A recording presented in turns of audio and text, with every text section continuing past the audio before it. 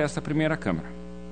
Ausente o conselheiro Artagão de Matos Leão, por motivo de férias, tendo sido designado para substituí-lo o conselheiro substituto Cláudio Augusto Canha, conforme portaria 2716, disponibilizada no Diário Eletrônico 1281, de 19 de janeiro de 2016. Estando ausente o conselheiro substituto Cláudio Augusto Canha, por motivo justificado, fica convocado o conselheiro substituto Tiago Barbosa Cordeiro. Ausente o conselheiro substituto Sérgio Ricardo Valadares Fonseca, também por motivo justificado. Submeto à apreciação do colegiado a ata número 3 da sessão ordinária do dia 26 de janeiro de 2016. Aprovada. Concedo aos membros do colegiado oportunidade para as comunicações previstas no inciso 2º do artigo 436 do Regimento Interno e para inclusão em pauta dos processos de que trata o parágrafo 4º do artigo 429 do mesmo regimento. Com a palavra, o conselheiro Durval Amaral. Senhor presidente, comunico que deferiu sobre o estamento os seguintes processos: ato de inativação número 50.44.76.15 e pensão número 33.139.16. Sobrestamento na Diretoria de Controle de Atos de Pessoal. Anotados os sobrestamentos. Eu também comunico o sobrestamento do processo de pensão 30.89.016 na Diretoria de Controle de Atos de Pessoal. Deixo a palavra livre. Não havendo quem queira fazer uso, concedo a palavra ao conselheiro Durval Amaral para o relato de sua pauta.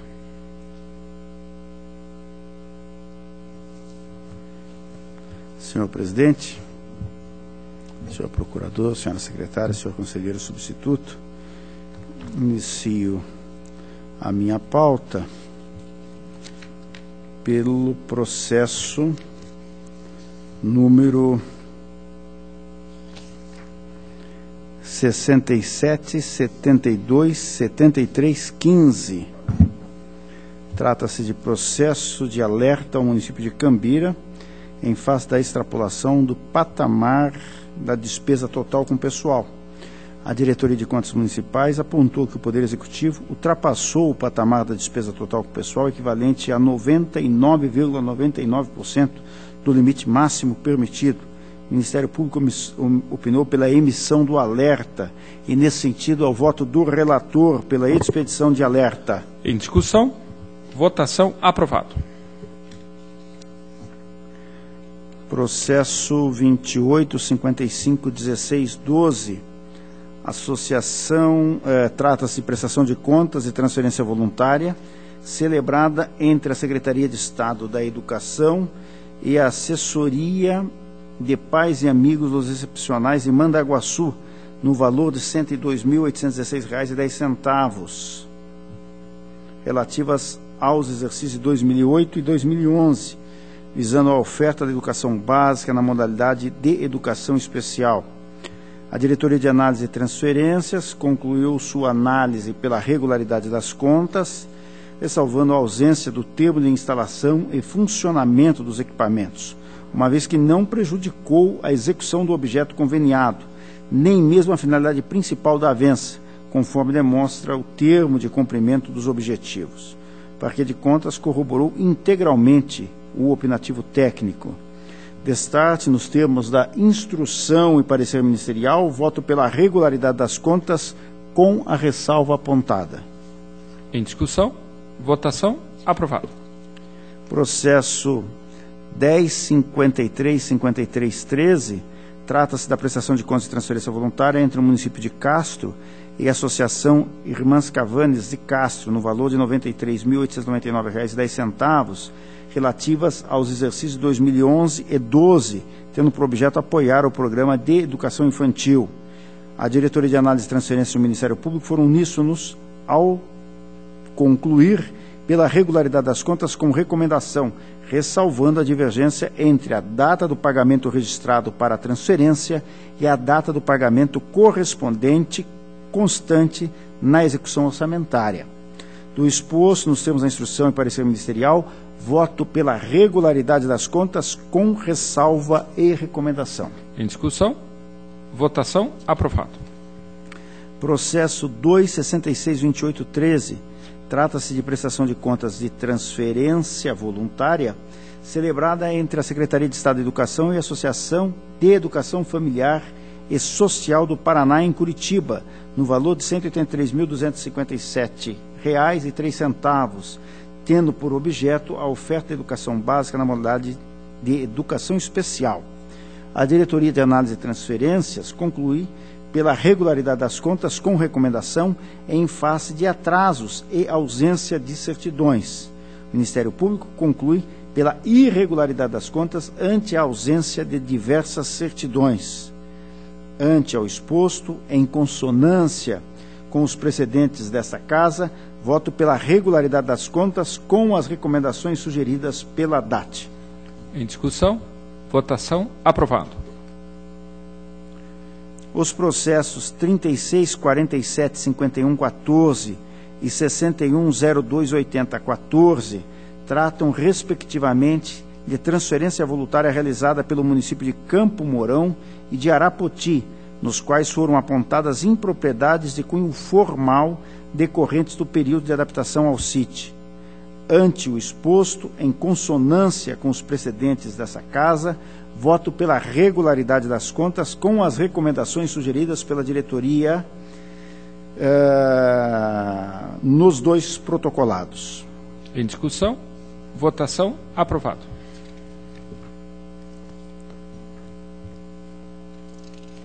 Processo 90, 83, 36, 14, tratam-se os presentes autos de prestação de contas e transferência voluntária celebrada entre o município de Curitiba e a APPF-SEI Júlio Moreira, no valor de R$ 320.403,87, tendo por objeto o apoio da entidade conveniada na manutenção e atividades da Escola Municipal Centro de Educação Integral Júlio Moreira.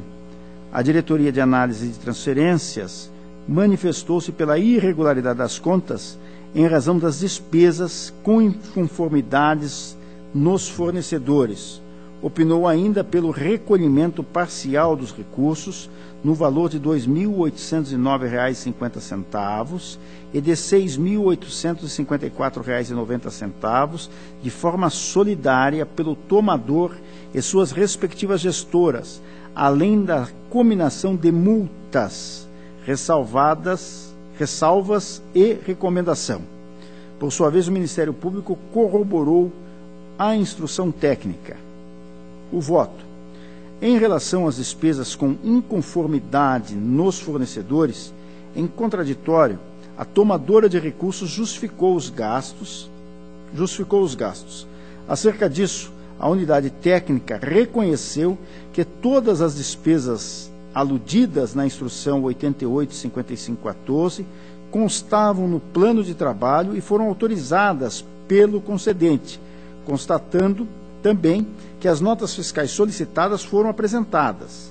No entanto, entendeu pela irregularidade das contas em face da entidade ter efetuado despesas médica, hospitalar, com a rede particular, ao argumento de ofensa ao artigo 24 da Lei Orgânica da Saúde e artigo 39 da Constituição do Estado do Paraná, ante a disponibilidade na região do Sistema Único de Saúde para o atendimento de emergências e também do Serviço de Atendimento Móvel de Urgência.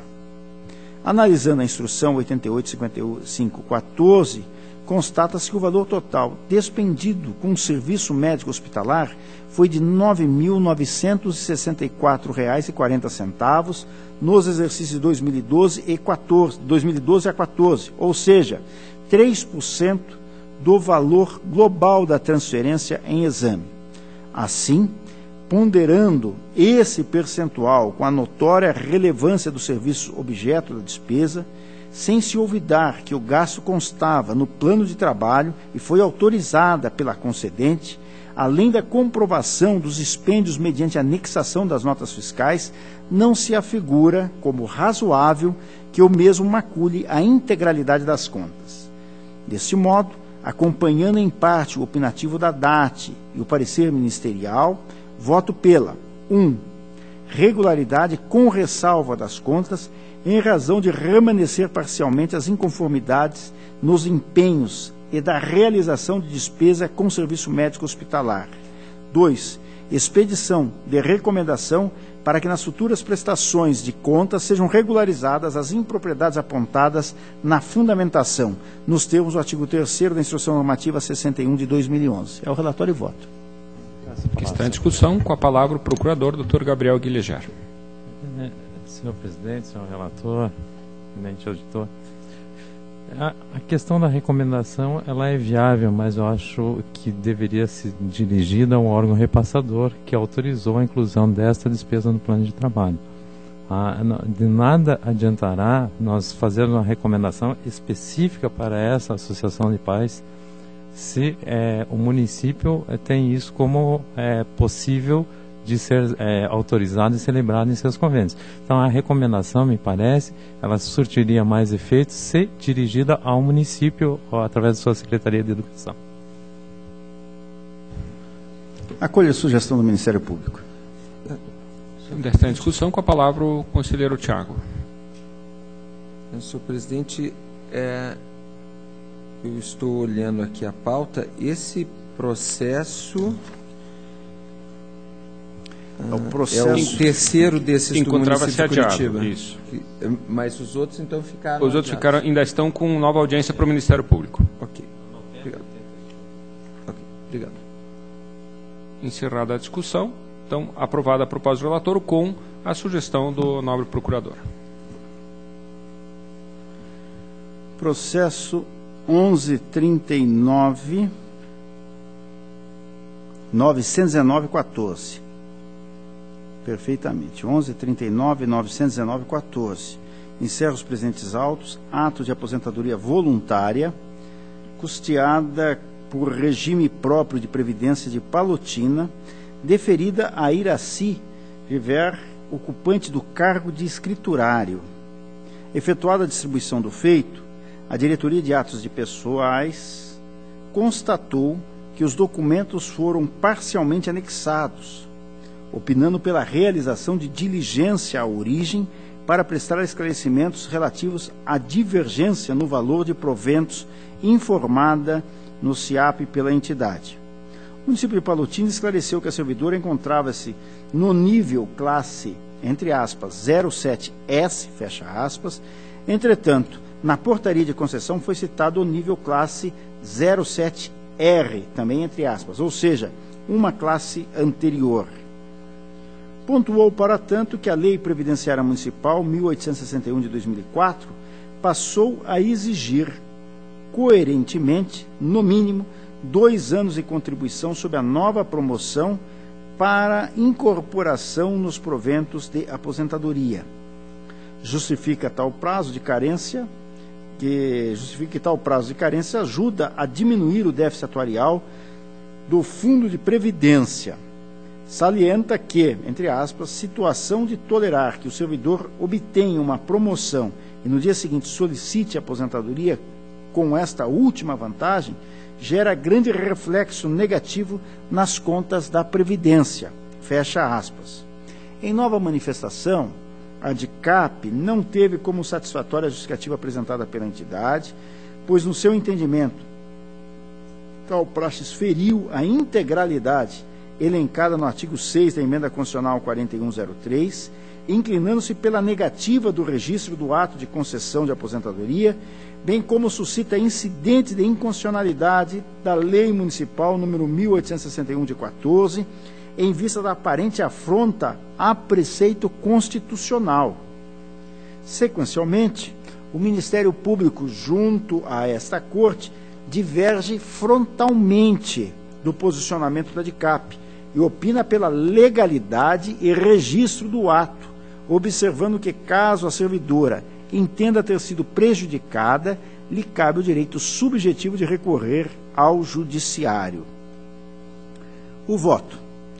De acordo com o opinativo da unidade técnica, a praxis adotada pelo município de Palotina, com base na Lei Previdenciária Local 1861 de 2004, a qual passou a exigir 2 anos de contribuição sob a nova promoção para a incorporação dos proventos de aposentadoria fere a regra da integralidade prevista no artigo 6º da Emenda Constitucional 4103, não havendo, assim, justificativa pertinente para a divergência entre última remuneração do servidor e o valor concedido nos proventos.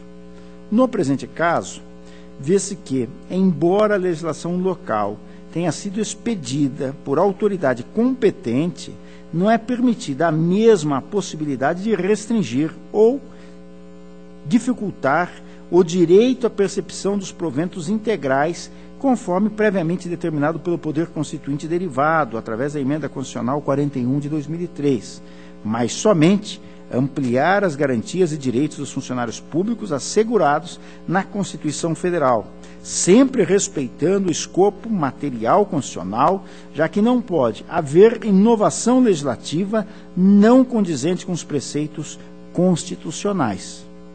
Assim, ainda que num primeiro momento tenha me inclinado no sentido de acompanhar a proposta ministerial, após reavaliar a matéria, não me pareceu que restou ao arbítrio do legislador ordinário local fixar o tempo de, no mínimo, 2 anos de contribuição sob a nova promoção para incorporação nos proventos de aposentadoria.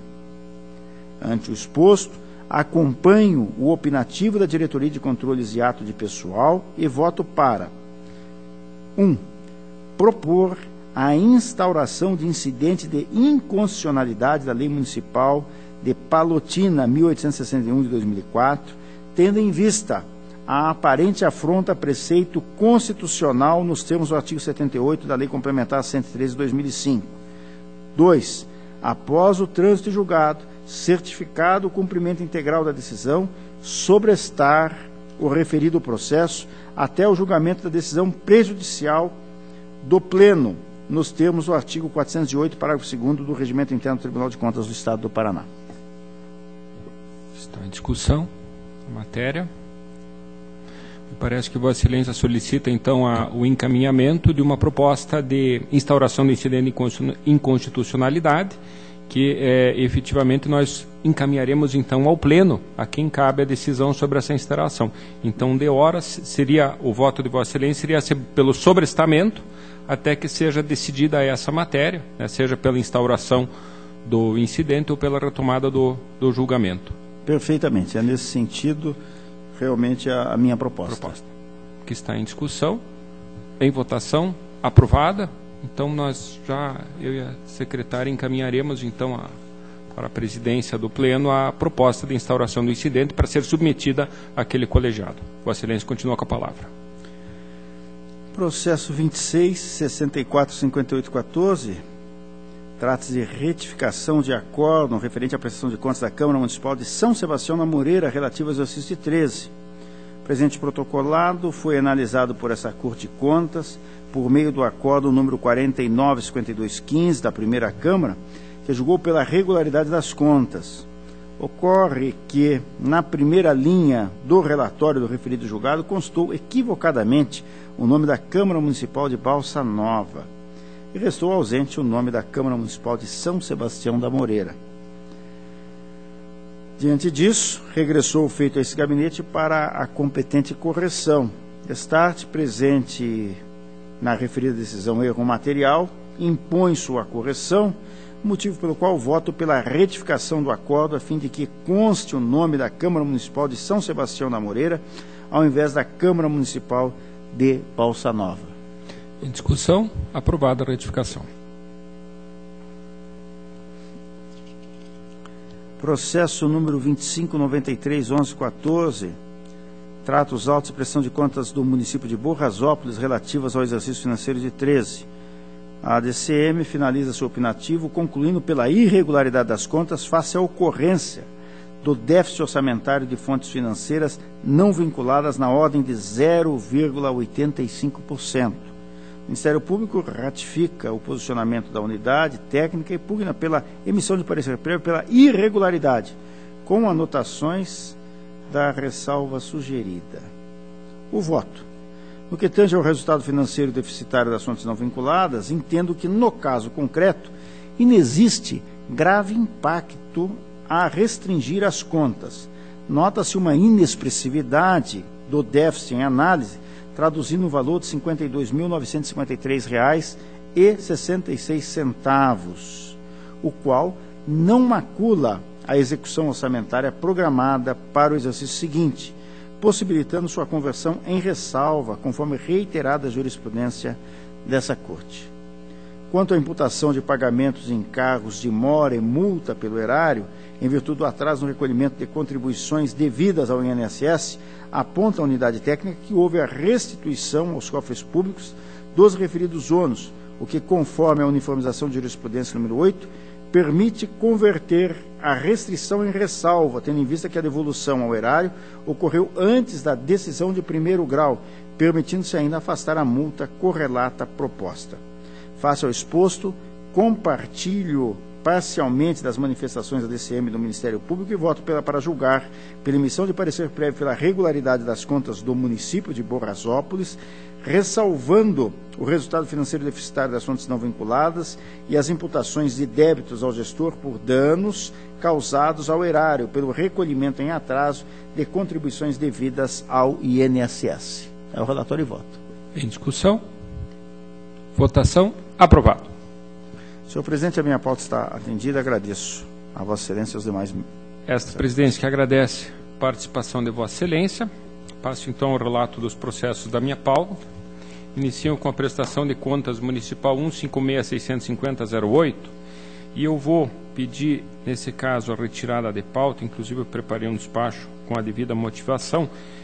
Um dos motivos de irregularidade é uma ausência de conciliação bancária. Estamos aqui discutindo uma conta de 2007 e a gestora à época, a senhora Nelise Cristiane Dalprá, após buscas junto à instituição financeira, trouxe esses novos documentos. Numa análise preliminar, me pareceram que eles são idôneos, em tese, para uma possível regularização dessa pendência. Então, por esse motivo, para evitar alguma nulidade pela apreciação antecipada desses documentos sem a oitiva da unidade técnica e principalmente do Ministério Público, aqui, excepcionalmente, eu vou solicitar a retirada de pauta justamente com fundamento no artigo 448, letra A, inciso 2 do nosso regimento interno. Não havendo objeção, considero então retirada de pauta o processo. A seguir tem o processo de alerta do município de Lunardelli, 68799615. Houve aqui o encerramento do exercício de 2014 com a despesa de pessoal acima do limite de 95% previsto na LRF. Houve a apresentação de defesa pelo Executivo. A unidade técnica acolhe em parte essa defesa, há até uma redução desse percentual. O valor passa a ser de R$ 421.583 em 30 de junho de 2015.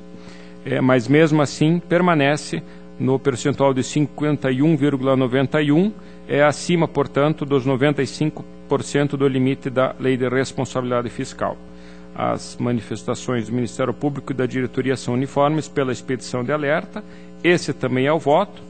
Então, num primeiro momento, ao deferimento da recomposição do índice de despesa total de pessoal do Poder Executivo, referente a 30 de junho de 2015, a expedição de alerta nos termos da instrução, com encaminhamento dos autos à Diretoria de Controle de Dados de Pessoal, para as análises das restrições da Lei de Responsabilidade Fiscal em função desse alerta, e a Diretoria de Contas Municipais para apreciação conjunta com a prestação de contas desse ano de 2015. Então, o voto é pelo deferimento do alerta e demais medidas indicadas.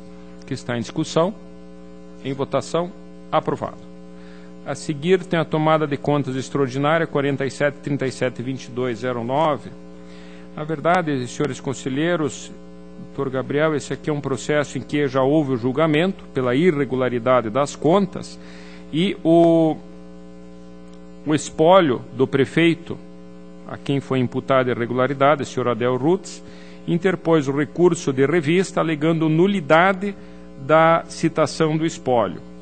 E, tendo em conta justamente o conteúdo dessa matéria, a possibilidade de reconhecimento de ofício, eu solicitei a manifestação prévia da Diretoria de Análise de Transferências e do Ministério Público, que confirmaram a ocorrência da nulidade absoluta. Então, o que eu proponho, senhores conselheiros, é que, de ofício, evitando a tramitação do recurso de revista, seja reconhecida a nulidade da citação, consequentemente da decisão desta primeira Câmara, Acórdão 39.26.14, que havia julgado irregulares as contas, entendendo então necessária a renovação da instrução. Eu entendo, por outro lado, que com essa manifestação já se pode ter como intimado o recurso e nessa mesma decisão eu faço correr o prazo da defesa do espólio de 15 dias, justamente a partir do trânsito em julgado desta decisão. Então, a ideia é apenas economizar a tramitação do recurso de revista, que fatalmente seria provido com o retorno da instrução para a nova defesa do espólio. Então, a proposta é pela declaração da nulidade da citação do espólio e demais atos procedentes e, na sequência, a concessão de prazo de 15 dias, contados do trânsito em julgado desta decisão, para que apresente defesa. Coloco em discussão. Em votação. Aprovado. Tenho a seguir, senhores conselheiros, as tomadas de contas extraordinária da Câmara Municipal de Curitiba. Inicio com o processo 2554013, originário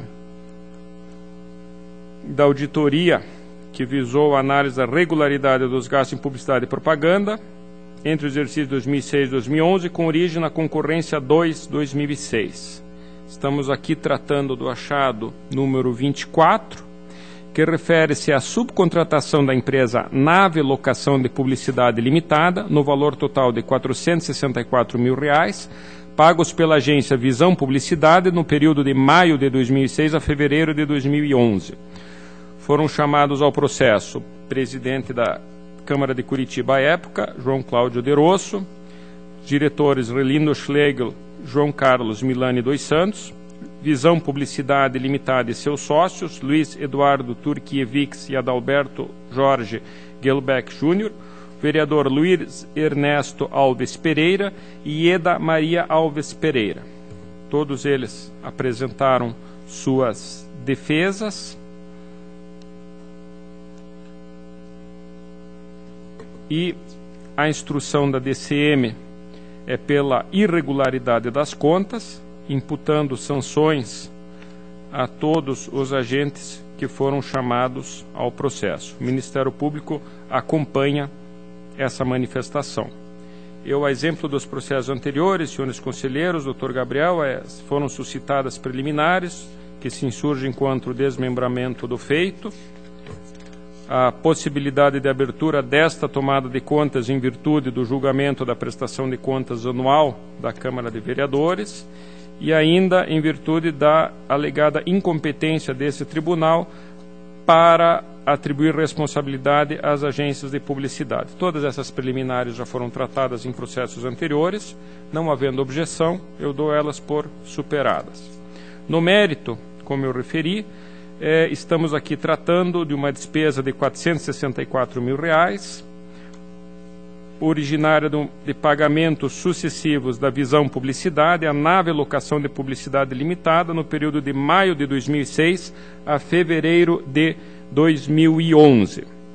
A verdade é que são inicialmente apontadas as irregularidades formais, referentes a ausência de contrato com a empresa de terceirizada, a ausência da adequada prestação de contas, de certificação de idoneidade da empresa, de capacidade técnica, de tomada de preços, enfim, as irregularidades formais de que já tratamos em diversas oportunidades.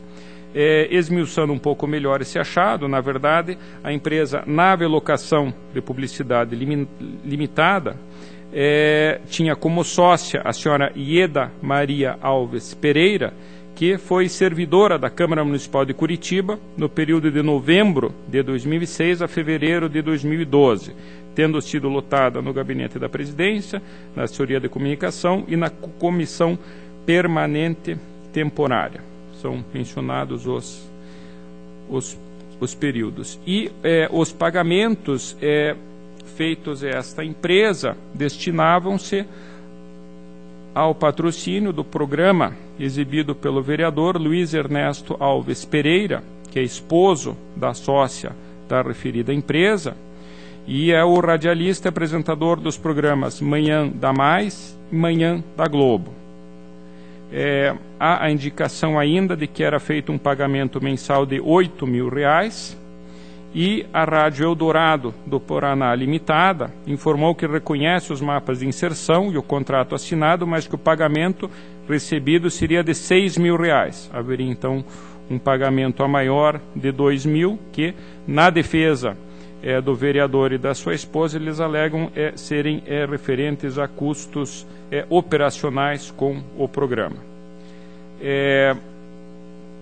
Foram apresentadas também pelos demais agentes públicos suas defesas, e o que se constata que efetivamente é absoluta ausência de necessidade de justificativa para o patrocínio desse programa de rádio.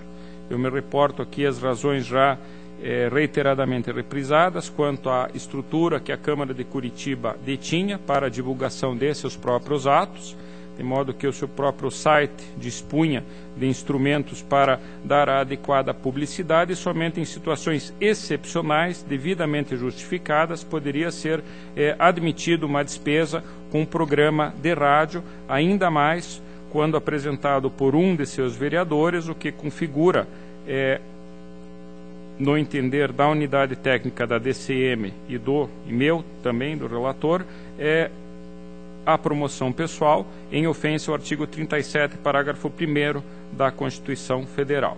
Me parece que está clara a ausência de necessidade da despesa, a necessidade de devolução integral dos valores, inclusive acrescido do percentual de 10%, que era justamente a comissão paga à agência de publicidade. Proponho a atribuição de responsabilidade pela devolução ao senhor João Cláudio Deroso, na condição de ordenador da despesa, e ainda acumulava também a condição de fiscal do contrato, com os senhores Relindo Schlegel e João Carlos Milani dos Santos, ocupantes do cargo de diretor do Departamento de Administração e Finanças da Câmara em períodos sucessivos. Eu entendo que a responsabilidade pela devolução de valores pode ser excluída. Eu entendo que, nesse caso, as atribuições, conforme previsão na Resolução 3 de 2000 da Câmara de Curitiba, a gestão contábil, orçamentária e financeira detinha-se a aspectos técnicos da parte de liquidação e, no meu entender, como já decidido na quase todos os outros processos, não exigiria que a necessidade da despesa, a pertinência da despesa, aspectos da discricionariedade fossem efetivamente analisados por esses servidores. A única ressalva que eu faço em relação a eles é a falta da exigência do adequado documento comprobatório, as notas fiscais, melhor dizendo, para pagamento, que muitas vezes o pagamento era feito de forma antecipada e as notas apenas vinham depois. Então eu proponho a eles a aplicação da multa do artigo 87, inciso 4, a linha G, justamente por desobediência da Lei 4.320, na parte que regula o procedimento de liquidação. Com relação à agência Visão Publicidade, também é inafastável a sua responsabilidade, bem como a dos seus gestores, dos seus sócios, com a aplicação da teoria da desconstituição da pessoa jurídica. É evidente que ela assume a condição de gestora de recursos públicos e deve ser responsabilizada. Com relação à participação do ex-vereador Luiz Ernesto Alves Pereira, também me parece que está bastante evidenciado o proveito que ele teve com esses pagamentos, muito embora não haja comprovação de que efetivamente ele tenha recebido dinheiro. O patrocínio do seu programa junto à rádio, programa por ele exibido, evidentemente configura um benefício a seu favor. o programa, em última análise, era integralmente custeado pela Câmara de Vereadores, haja vista que, conforme consta da defesa, tanto a parte da rádio como a parte de eventuais custos operacionais eram suportados pelo orçamento da Câmara de Curitiba. Há, inclusive, eu menciono, consta da instrução do processo, do próprio relatório da auditoria, uma transcrição de entrevista ao jornal Gazeta do Povo, à época em que o mesmo vereador confirma o recebimento desses valores. Ele alega que todos os vereadores da bancada dos comunicadores recebiam o recurso legislativo municipal para seus programas. Aspas, na época que eu era vereador, todos os vereadores que faziam programas de rádio, como acontece até hoje, recebiam dinheiro. Enfim, então há confirmação, não há negativa com relação a esse valor. Como eu já mencionei, não há qualquer justificativa quanto à necessidade desse patrocínio, então há evidentemente um favorecimento indevido e a despesa desnecessária. Então há imputação da responsabilidade pela devolução integral, bem como a senhora Ieda Maria Alves Pereira, esposa do ex-vereador, e que, na condição de servidora da Câmara de Vereadores, não poderia ter participado dessa contratação. Então, é evidente, fere a lei de licitação, fere a lei orgânica do município. Eu menciono aqui todos os dispositivos legais que foram ofendidos. Então, a conclusão, senhores conselheiros, é pela irregularidade das contas. Eu aplico ainda a multa proporcional ao dano de 30% em relação do valor a ser recolhido em relação ao senhor João Cláudio de Rosso, Luiz Ernesto Alves Pereira e Ieda Maria Alves Pereira, e de 15% em relação a cada um dos sócios da empresa Visão. Ainda aplico a multa do artigo 87, inciso 4, a linha G, em virtude do descumprimento das cláusulas contratuais, baseando-me nos artigos da Lei 4.320, e ainda as determinações que têm sido sistematicamente estabelecidas de declaração de inidoneidade e de proibição para o fim de exercício de cargo em comissão e para impedimento de contratação com a administração pública. Então, esses, senhores conselheiros, em síntese, é o voto com as sanções sugeridas. A matéria está em discussão. Em votação, aprovado. Processo seguinte, 2766613, também a tomada de contas de Curitiba. Tratamos agora dos achados 43 e 44, referentes às subcontratações das empresas Gupojan Comunicações e Marketing Limitada, no período de agosto de 2009 a fevereiro de 2011, no valor total de R$ 76 mil. E Holding Serviços Técnicos e Profissionais Limitada, no período de março de 2009 a julho de 2009, no montante de R$ 24 mil. Foram chamados o senhor João Cláudio de Rosso, Relindo Schlegel, João Carlos Milani dos Santos, Visão Publicidade e seus sócios, Oficina da Notícia e seus sócios, Cláudia Queiroz Guedes e Nelson Gonçalves dos Santos, vereador Algaci Ormário Túlio, Fabiola Riceto de Oliveira e Nelo Roy Morlotti. Também houve aqui a citação de todos. A senhora Fabiola Riceto de Oliveira e o senhor Algaci Ormário Túlio juntaram petição constituindo advogado, mas, contudo, não apresentaram nenhuma manifestação de defesa. A diretoria de contas municipais opina pela irregularidade das contas, com aplicação de sanções a todos os envolvidos, exceto a senhora Fabiola Riceto de Oliveira, e o Ministério Público opina nos termos da instrução. Foram suscitadas as mesmas preliminares anteriormente mencionadas, anteriormente do processo anterior. Eu digo que eu também, nesse caso, não havendo oposição, dou por superado.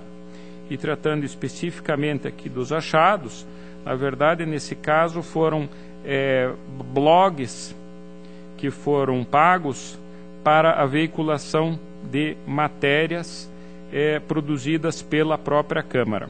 Então, pelo achado 43, os recibos teriam sido alguns recibos teriam sido assinados pela senhora Fabiola Riceto de Oliveira, embora ela não conste como sócia da empresa indicada nesse achado, muito embora ela foi servidora da Câmara, lotado no gabinete do vereador Algaci Túlio.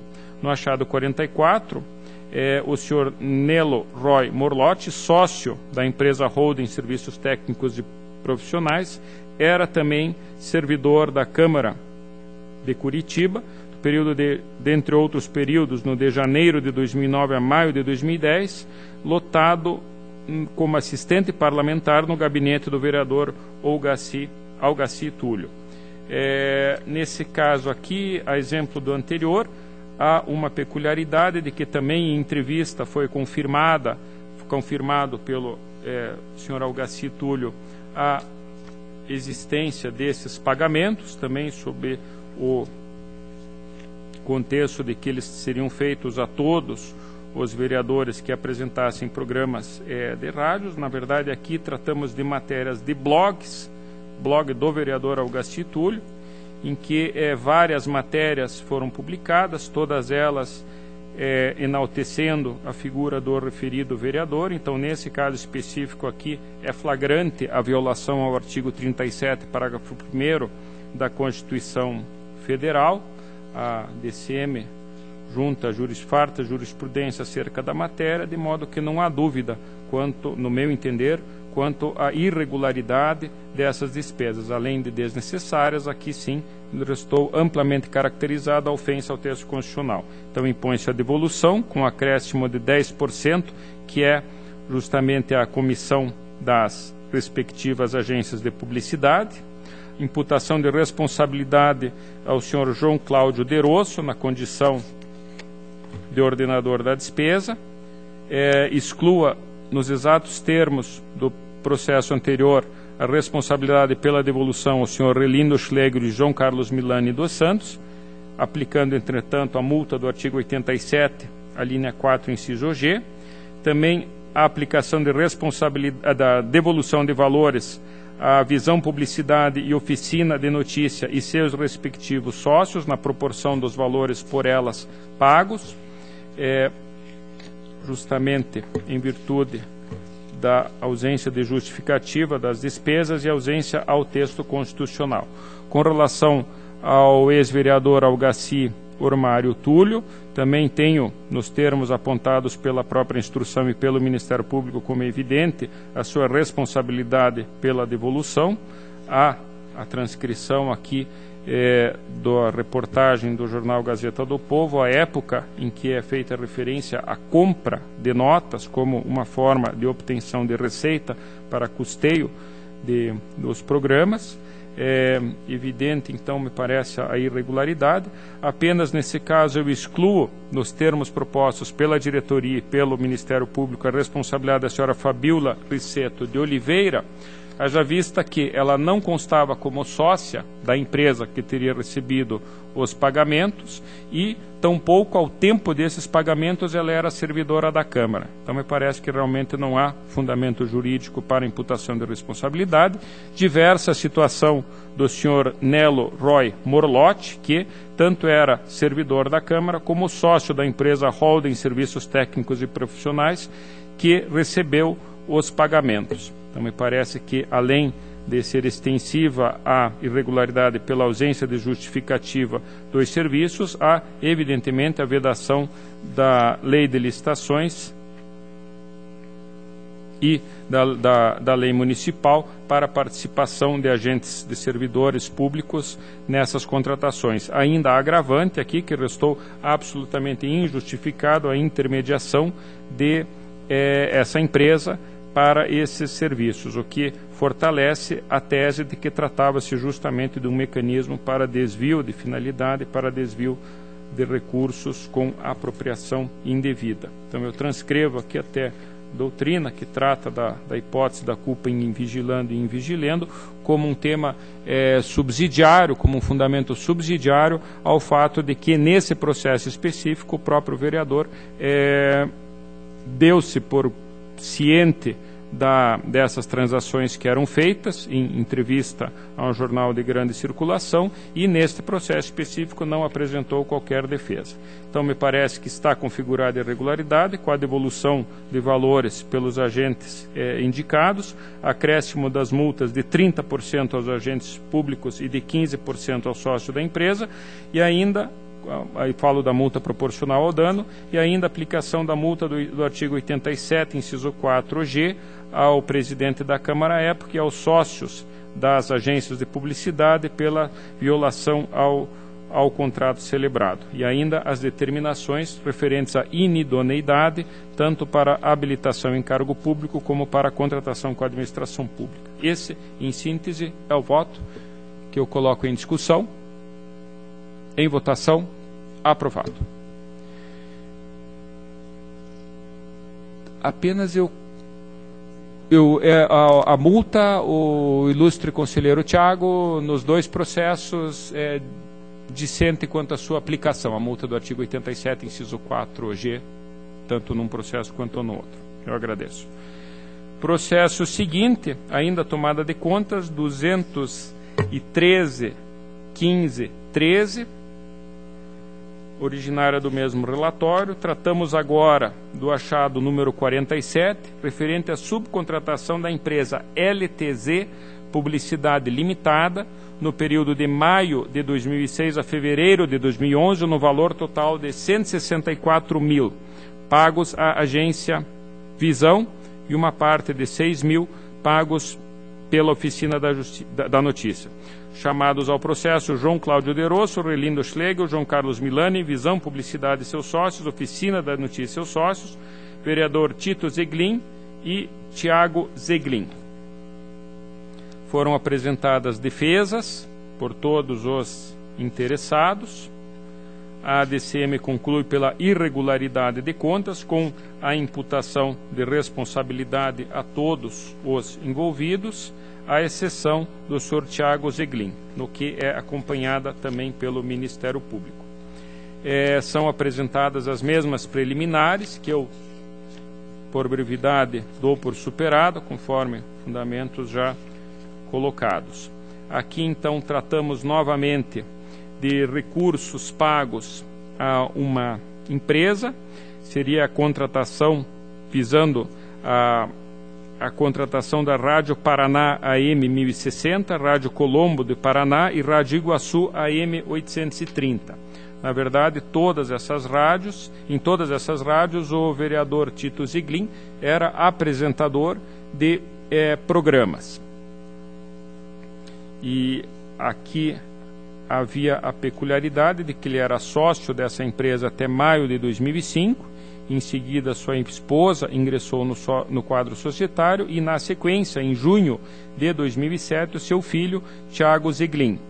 E esse mesmo filho, Tiago Zeglin, ele foi servidor da Câmara no período de janeiro de 2006 até maio de 2007. Aqui são verificadas as mesmas falhas formais que eu já mencionei, a ausência de justificativas com relação à contratação dos serviços dessa empresa para veiculação de matérias da Câmara. As partes, inclusive, juntaram uma cópia em CD de alguns extratos de programas que seriam exibidos. Eu entendo que há, a exemplo dos processos anteriores, a caracterização da irregularidade das contas pela ausência de justificativa com relação a esses pagamentos feitos. Somente em casos excepcionais e devidamente justificados, me parece que seria possível o custeio de programas visando a publicidade dos atos da Câmara, que, conforme reiteradamente tratado, detinha estrutura suficiente para veicular as matérias de seu interesse no seu próprio site. Como eu mencionei, houve a apresentação pelo Sr. Tito Zeglin de um CD de áudio de programas por ele apresentado. Todavia, o material juntado não se presta à comprovação dos serviços. porque os programas foram claramente editados pela parte, não se tendo acesso ao conteúdo integralmente vinculado, não é possível aferir, por exemplo, eventual promoção pessoal do vereador. A2, porque foi juntada a parte ínfima de programas, se comparada ao período em que perdurou a contratação, de maio de 2006 a fevereiro de 2011. Em complementação, ainda que pudessem ser superadas essas questões, o conteúdo do CD anexo reforça a desnecessidade da contratação dos serviços. Trata-se de notícias sobre a rotina da Câmara Municipal de Curitiba e que, conforme amplamente explanado, poderiam ser produzidas pela assessoria de imprensa do Legislativo Municipal, dada sua suficiência, não havendo, portanto, razão para que fosse despendida vultosa quantia de recursos públicos para essa finalidade. Basicamente, eu entendo que mantém-se a irregularidade pela falta de justificativa desse dispêndio. A devolução dos valores se impõe, com acréscimo de 10% da comissão das agências de publicidade, responsabilidade do senhor João Cláudio Deroso, a condição de ordenador de despesa e fiscal do contrato. Excluo novamente a responsabilidade do senhor Relindo Schlegel e João Carlos Milano dos Santos por essa devolução, mas aplicando contra eles a multa já mencionada. Responsabilidade pela devolução também das agências Visão Publicidade e Oficina da Notícia, juntamente com seus sócios, pela devolução integral dos valores. Com relação ao vereador Tito Ziglin, ficou evidenciado que esses dispêndios destinavam-se ao custeio do seu programa, que era apresentado na Rádio Paraná, Rádio Colombo e Rádio Iguaçu. Foram juntadas várias comprovantes nesse sentido, nas peças 17 a 20. O vereador sequer refuta o conteúdo dessa documentação. E há, no meu entender, aqui também a configuração da ilegalidade de todos esses pagamentos. Ainda eu coloco no meu voto a indicação de que a utilização da LTZ Publicidade Limitada, de propriedade empresa que tinha como sócios a esposa e posteriormente o filho do vereador, visou, na verdade, facilitar o desvio de recursos. A própria DCM coloca que o que se vê é a utilização da empresa com o intuito de ocultar o recebimento de verbas públicas para o sustento de programa de rádio do vereador. Dessa feita, resta claro o real beneficiamento do Sr. Tito Ziglin com as verbas da Câmara Municipal de Curitiba, bem como a tentativa de ocultar esse fato através da inclusão de intermediários no processo, o que evidencia também a presença de dolo na conduta do interessado. São as palavras da diretoria técnica. Me parece, então, que é impositiva a responsabilidade pela devolução dos valores. Com relação ao seu filho, Tiago Ziglin, há aqui uma peculiaridade de que, de acordo com as informações do relatório da auditoria, o senhor Tiago Ziglin foi servidor da Câmara de Vereadores de janeiro de 2006 a maio de 2007 e, nos meses seguintes, passou a ocupar o quadro societário da empresa LTZ Publicidade Limitada.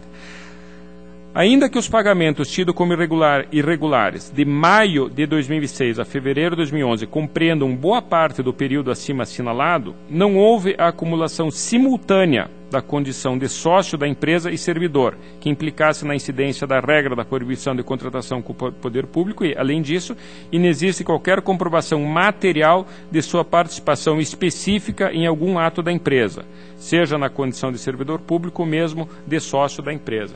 Então, aqui há uma peculiaridade que o servidor, ele deixou de ser servidor, aliás, justamente para ingressar como sócio da empresa LTZ Publicidade Limitada. Nesse período não houve, ele não era sócio da empresa, então não há o impedimento para a contratação, e a partir do momento em que ele entrou na empresa, não há, com relação a ele, a materialidade de qualquer ato praticado. Então, me parece que assiste razão a DCM ao Ministério Público, entendendo que não haveria fundamento jurídico para a imputação de responsabilidade ao senhor Tiago Ziglin. Então, eu acompanho essas conclusões da unidade técnica e do Ministério Público. Aplico a multa proporcional ao dano, de 30% em relação aos agentes públicos, João Cláudio De Rosso, e ao vereador Tito Zeglin, e de 15% para cada um dos sócios das agências de publicidade, multas essas proporcionais ao dano, ao valor da condenação de cada um. Aplico também a multa do artigo 87, inciso 4G, pelo descumprimento das cláusulas contratuais, com base nos artigos 62 e 63 da Lei 4.320, e ainda os impedimentos para a contratação e exercício de cargo público. Esses, basicamente, seriam as conclusões: irregularidade das contas com a aplicação das sanções mencionadas. A matéria encontra-se em discussão, em votação, aprovado, ressalvado o posicionamento do Dr. Tiago com relação à multa administrativa. Passo agora a prestação de contas de transferência, processo 11820013, município de Cafelândia. A Diretoria de Análise de Transferências manifesta-se pela regularidade das contas com recomendação. O Ministério Público opina pela ressalva. Eu acompanho presidentes dessa corte, inclusive o julgamento relatado hoje pelo conselheiro Durval, pela regularidade com recomendação. Em discussão, votação, aprovado. Processo 186.248.13, prestação de contas de transferência voluntária, mediante registro no CIT, repasses realizado pelo município de São José dos Pinhais à APM da Escola Municipal Clodoaldo Naumann, desse mesmo município, em decorrência de celebração de termo de convênio, valor de R$ 94.725, tendo por objeto repasse de recursos suplementares para a aquisição de materiais de consumo e serviços de terceiros para manutenção da unidade de ensino. DAT opinou pela regularidade com recomendação. O Ministério Público discorda do entendimento, afirmando que houve transferência de recursos públicos sem o devido amparo legal pelo município, privatizando a gestão de verbas do Fundeb destinadas aos estabelecimentos municipais de ensino.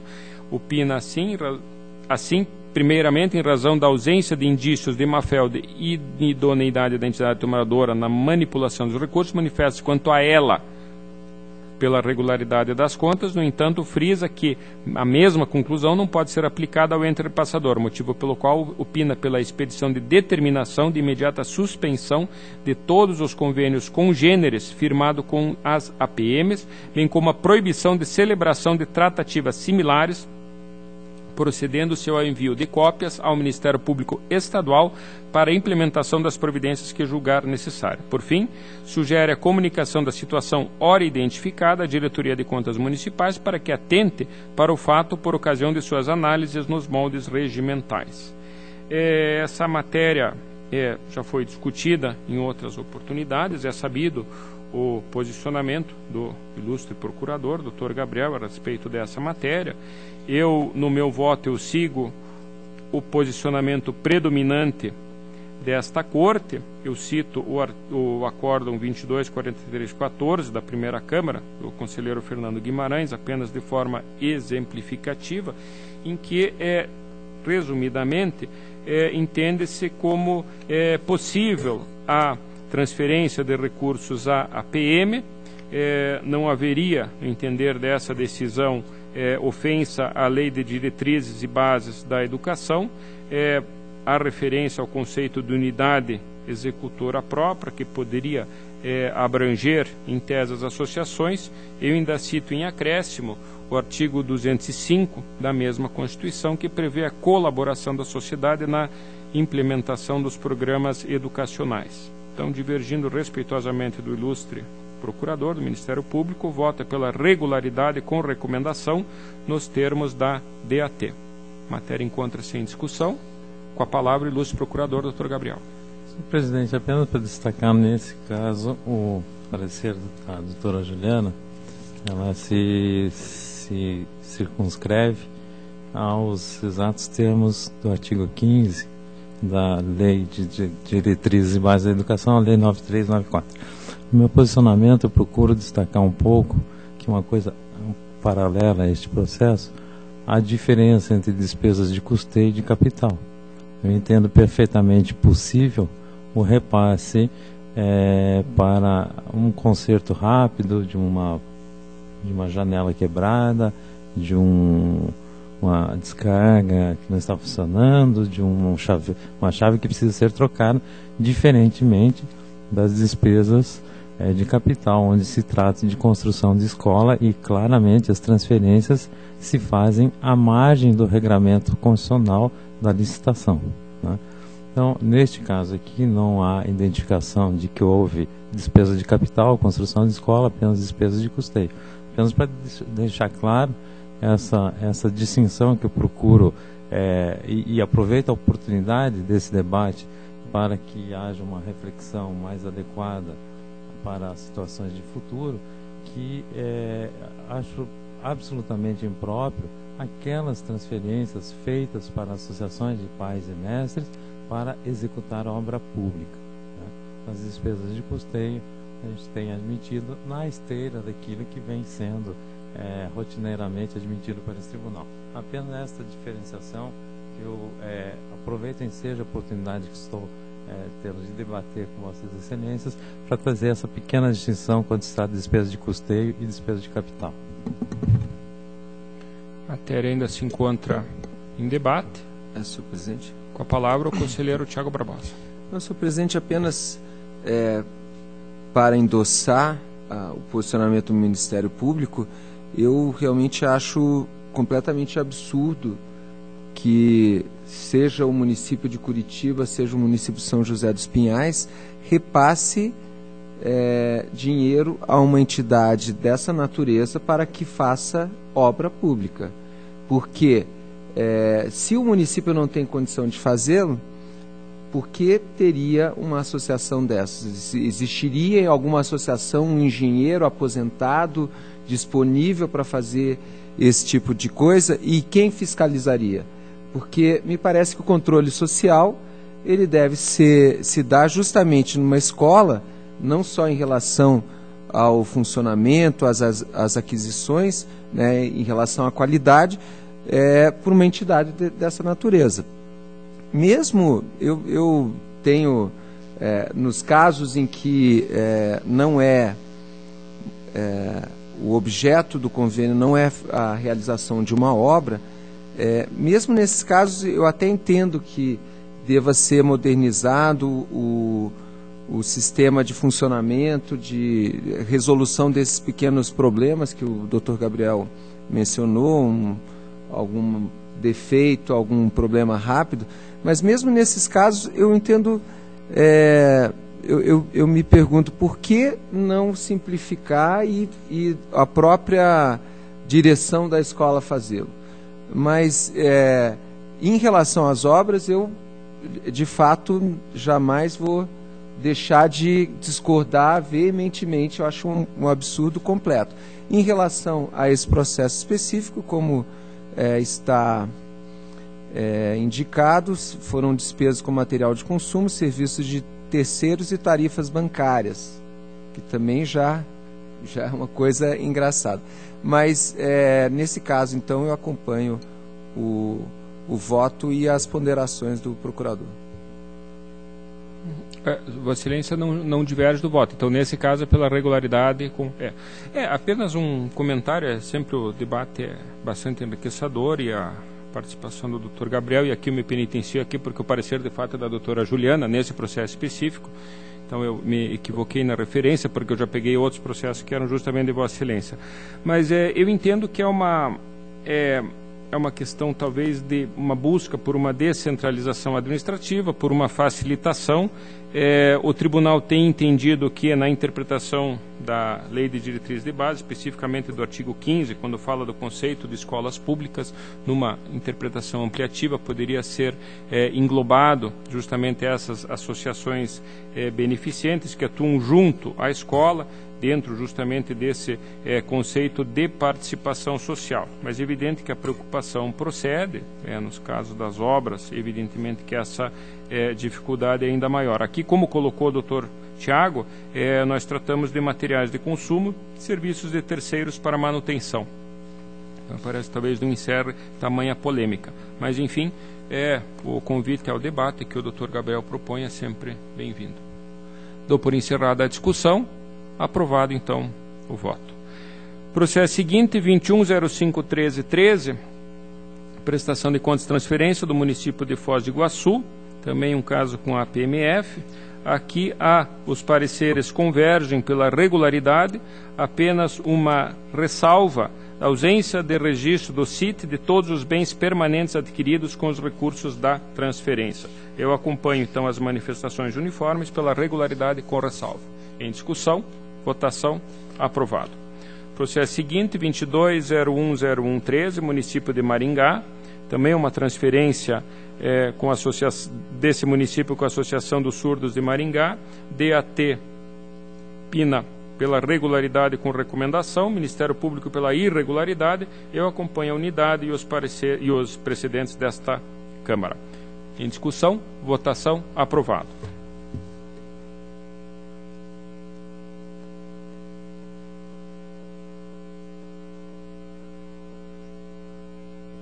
Processo seguinte, 42.32.40, do município de Ponta Grossa, também outra transferência voluntária com a Associação de Pais e Funcionários do Centro Municipal de Educação Infantil, professora Balbina Madureira Branco. Ministério Público, nesse caso, opina pela ressalva, da regularidade com ressalva e recomendação. Eu novamente acompanho a DAT pela regularidade com recomendação. Está em discussão, votação, aprovado. Processo seguinte, 245.647.14, novamente uma transferência voluntária do município com a Associação de Estudantes Universitários de Francisco Alves. Nesse caso, a DAT opina pela regularidade, ressalvando a existência de saldo contábil após o fim da vigência das transferências e recomendações. O Ministério Público acompanha. Esse também é o voto pela regularidade com ressalva, lembrando que o que ficou pendente é um valor de R$10, mas que, enfim, por amor à coerência, consignamos a ressalva. Então, pela regularidade com ressalva e recomendação nos termos da instrução e do parecer. Em discussão, votação, aprovado. 324.610.14, Fundo Estadual de Saúde do Paraná, transferência ao município de Uraí, valor de 500 mil. Na verdade, nesse caso aqui, os recursos não chegaram a ser transferidos, então acompanha a manifestação da DAT e do Ministério Público pelo arquivamento e encerramento do processo. Em discussão, votação, aprovado. 369.699.14, Fundação Araucária e Universidade Estadual de Maringá, DAT é pela regularidade com recomendação, Ministério Público pela irregularidade. A exemplo dos anteriores, acompanho a DAT pela regularidade com recomendação. Em discussão, votação, aprovado. Tem a seguir um processo de ato de inativação 4049-8008. Um ato de inativação com fundamento no artigo 6º da emenda 41 em favor da senhora Rosicler Bilke Reichel, ocupante do cargo de professora do Estado, linha funcional número 2. Trata-se, na verdade, de uma professora que foi readaptada. Por esse motivo, os autos foram sobrestados até a decisão do incidente de inconstitucionalidade da Lei Estadual 15.308/06, decidido pelo Acórdão 18.10.10 do Tribunal Pleno. Em virtude desse acórdão, foi determinada uma diligência, após a qual Diretoria de Controle de Atos de Pessoal opina pela negativa de registro e o Ministério Público pelo registro. Nesse caso aqui, senhores conselheiros, houve uma decisão com força normativa do Acórdão 18.12, que justamente nesses casos de readaptação consignou que, muito embora seja constitucional a Lei Estadual 15.308 de 2006, foram consignadas as seguintes diretrizes. Período de afastamento sem prazo determinado das atividades em sala de aula poderá ser utilizado como tempo de contribuição para a aposentadoria especial de professor, desde que o motivo do afastamento esteja vinculado às atividades de magistério. Nesse caso aqui, senhores conselheiros, senhor procurador, constou do laudo que o motivo do afastamento não tem relação com as atividades de magistério. Então, por esse motivo, me parece que esse período não pode ser computado para efeito da aposentadoria especial de professor. E ainda, continuando com o mesmo entendimento do incidente de inconstitucionalidade, o outro item diz: caso a readaptação seja para função de direção, coordenação ou assessoramento pedagógico em estabelecimento escolar, o período deve ser computado como tempo de contribuição para a aposentadoria especial.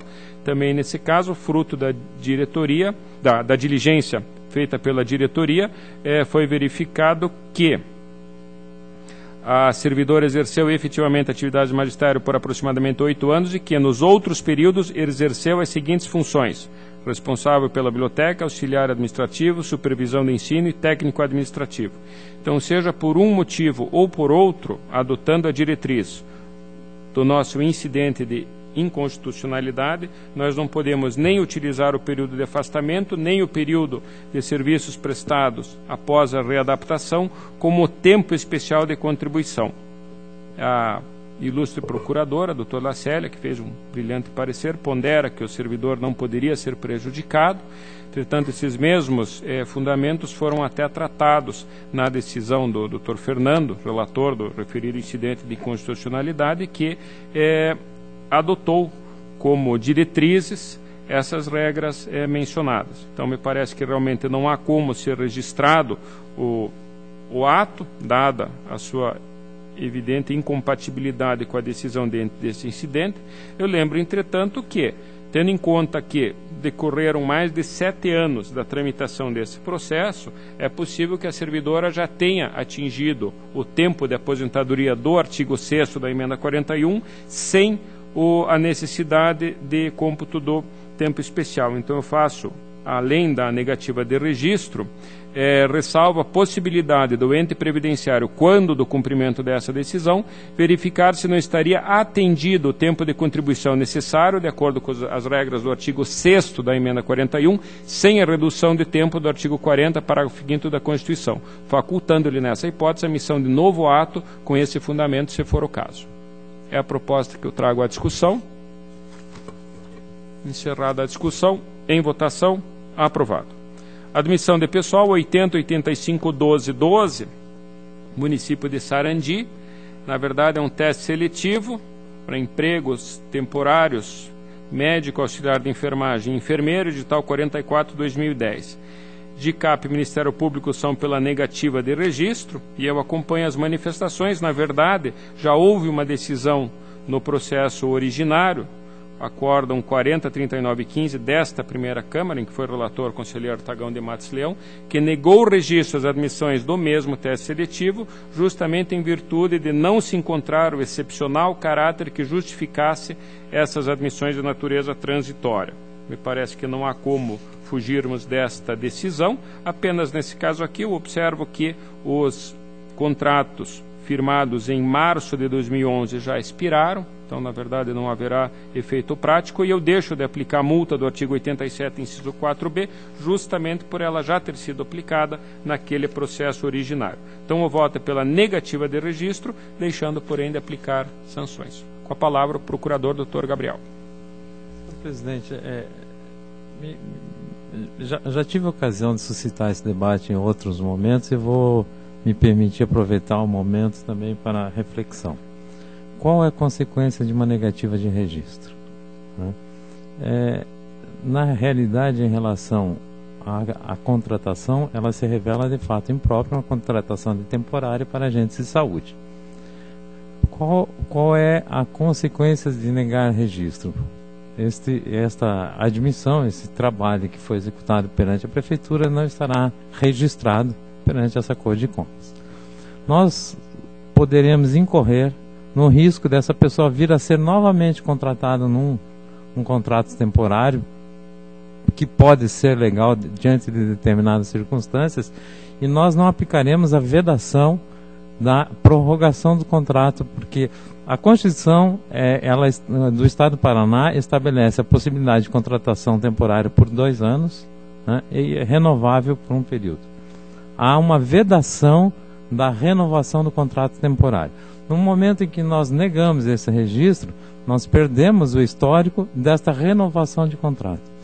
Nós estamos aqui diante de um contrato que, como Vossa Excelência já destacou, já se encerrou, né?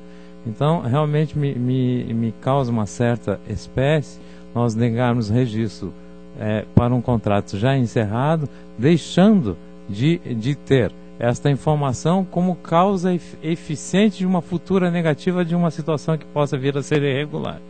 Então, parece um pouco complexo, mas a situação é a seguinte: a Constituição veda a prorrogações de contratos temporários. De que maneira nós vamos atender esta norma constitucional sem ter o histórico registrado perante essa Corte? Apenas é uma reflexão. É evidente que existem N situações na linha desta decisão de hoje de negativa de registro, mas me parece que o que seria mais eficaz numa situação desta, além do que a negativa de registro, seria impor-se sanções à administração municipal por contratar de forma indevida, e também a recomendação para que ela reveja o seu quadro de pessoal de forma a adotar a sua Secretaria de Saúde de profissionais competentes. Eu acho que esta é uma atuação proativa do tribunal, que seria muito mais eficaz do que a simples negativa de registro, porque a situação vai se repetir N vezes, na medida em que esta Corte apenas nega registro, mas não impõe nenhuma determinação ou não impõe nenhuma sanção aos prefeitos que utilizam-se desta contratação de forma irregular. A contratação temporária de profissionais de saúde, ela é sim possível nas hipóteses de um afastamento, na hipótese de uma situação excepcional, né? Mas eu tenho um médico que está em licença por algum motivo de saúde, eu tenho a possibilidade de uma contratação temporária. Não a contratação temporária para a necessidade efetiva no município. Então, me parece que seria interessante, e eu peço escusas por essa reflexão um pouco mais longa, mas me parece que talvez nós teríamos que pensar numa outra forma. Registrar-se aquilo que um contrato que já se exauriu pelo tempo, com determinações e com sanções ao prefeito por ter agido em contrariedade às normas legais de regência. A matéria está em discussão ainda. Dr. Tiago? Senhor presidente, essa preocupação do Dr. Gabriel já vem de muito tempo, e na verdade eu acho a preocupação bem razoável. Em relação ao registro servir como um parâmetro para que numa contratação que tenha ocorrido posteriormente a própria unidade verifique, eu confesso que eu sou bastante cético quanto à eficácia dessa medida. Me parece, inclusive, incoerente resolver o problema que Vossa Excelência levanta de uma forma que me parece incompatível. Se a contratação foi irregular, o tribunal não para evitar isso futuramente, ele registrar, me parece algo um tanto incoerente. Creio que poderia haver alguma eficácia, sim, e aí nesse ponto concordo, no sentido de alertar, de determinar ao gestor que deixe de proceder a esse tipo de contratação numa situação que não se enquadre. Mas a preocupação é mais do que necessária, mas de fato a solução, eu concordo com o procurador apenas em parte. Me parece que registrar não vai trazer esse acompanhamento que Vossa Excelência busca. Apenas eu gostaria de agregar um outro lado, que aqui nós estamos falando de um edital de 2010, de 6 anos atrás. Me parece que qualquer retrato que se faça, né, do município naquela época agora não seria mais possível. Por outro lado, eu deposito uma esperança bastante forte de que essa nova forma de acompanhamento que a Diretoria de Controle de Dados de Pessoal está se propondo, com a alimentação do próprio sistema de atos de pessoal, permita daí justamente a visualização do quadro dos cargos do município como um todo. Então, exatamente. exatamente, com a informação da negativa, e inclusive podendo ver se esses quadros ainda continuam, as vagas de, enfim, os empregos temporários continuam constando. Então me parece, doutor Gabriel, que está sendo levado em conta essas variáveis justamente na evolução do sistema de acompanhamento do tribunal. Mas fica o registro, evidentemente, das ponderações feitas e, evidentemente, que deve ser um tema em que o tribunal se debruce. A matéria ainda está em discussão. Encerrada a discussão, em votação, aprovado. Tenho por último a prestação de contas anual 27.26.60.14, são as contas do Instituto de Previdência e Servidores Públicos do município de Colorado, 2013, responsável prefeito Sr. Fábio Camossato. A DCM aponta irregularidade pela falta de credenciamento das instituições para receberem as aplicações de investimentos, o Ministério Público acompanha. Eu vou divergir, proponho a conversão em ressalva, baseado tanto na indicação de que os bancos utilizados foram públicos, Banco do Brasil e Caixa Econômica, como no fato de que essa exigência teria sido expedida em 11 de 10 de 2003, ou seja, menos de 90 dias antes do encerramento do exercício de 2013, ora em discussão, dificultando assim a adoção em tempo hábil das medidas previstas. Então, invocando precedentes desta Câmara, a minha proposta é pela regularidade, com ressalva e ainda uma recomendação para que seja providenciado esse credenciamento. Em discussão, em votação, aprovado. Tenho ainda processos de prestação de contas anual. Todos eles são 6 processos, senhores conselheiros, eles têm pareceres da Diretoria de Contas Municipais e do Ministério Público de Contas pela regularidade. Vou me permitir relatá-los em bloco, uma vez que a proposta é convergente com as manifestações. São os processos 199.44415 da Câmara Municipal de Califórnia, 212.68815 da Câmara Municipal de Flor da Serra do Sul, 234.23111 da Câmara Municipal de Doutor Camargo, 258.58015 da Câmara Municipal de Telêmaco Borba, 264.67015 da Câmara Municipal de Arapuã e 265.34015 da Câmara Municipal de Astorga. Todos eles pela regularidade.